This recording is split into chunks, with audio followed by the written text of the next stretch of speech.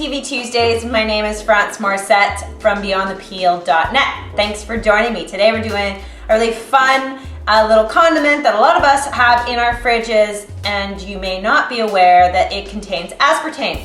Today we're making pickled ginger, because all store-bought ginger, as far as I can tell, I have never found one that doesn't have aspartame. All has that nasty ingredient. And you know what? It's so freaking easy to make. Why wouldn't you? I'll show you how fast in this quick little video. So I made some a few days ago to test drive it out. And that's what it looks like.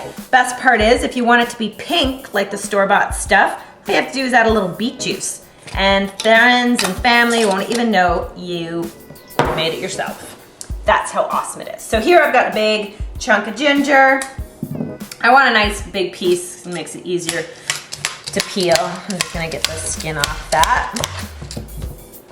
And I'm gonna use a mandolin, but you can actually just use a peeler like this to get your nice skinny pieces into the jar.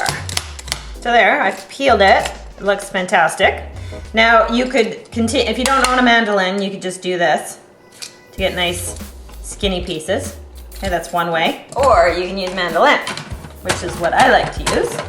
Use the guard, you know, for safety measures. Otherwise, I don't know, I have to tell you that. Otherwise, I could get sued for someone losing a finger. All right, so I got a big pile of ginger there. Now I just have to make the pickling substance, and just pile that all into this jar. And there we are. Now the reason I wanted to show you how to make this is because we are gonna make sushi next week using any ingredient you have in your house. That's what's so fantastic about it. But you can't make sushi without the quintessential pickled ginger. So there we have it.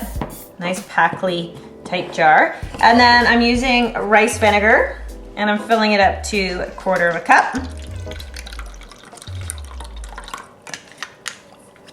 Then I'm gonna add honey until it reaches 1/3 cup.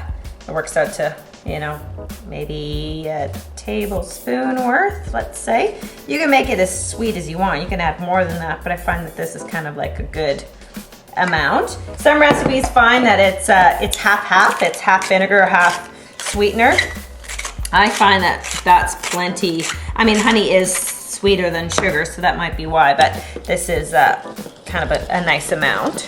And you can use any sugar that you have. Like if you have a organic rapadura, you want to use coconut palm sugar, then you'll have to use a little bit more, of course, because it's not as sweet. Agave or whatever you have that you like to use. If you want to use stevia, you can, whatever. So I'm just kind of whisk it all together until it dissolves. Woo! A little too much. All right, perfect. So I'm just gonna pack that all down, make sure it's all covered. And that's it. You just put it in the fridge, and you can actually, it's ready to go in an hour. I find that it's fine if you're making it last minute. But if you're not, I mean, it's even better after a couple of days, a week, so on and so forth. So, no mess. That didn't happen. Okay, so that's how to make pickled ginger. Isn't that awesome? And like I said, if you want to make it pinky so it looks like the store-bought stuff, just add a couple of drops of beet juice, and there you go. You got pink ginger. How easy is that? Takes 4 ingredients, 5 minutes. Awesome. We'll see you next week for TV Tuesday. But if you haven't subscribed already, go to BeyondThePeel.net to get our weekly emails, and leave us a message below. Let me know if you've ever tried this, making your own pickled ginger at home. I'd be interested to hear about your results and how you're enjoying the homemade version. All right, we'll see you next week.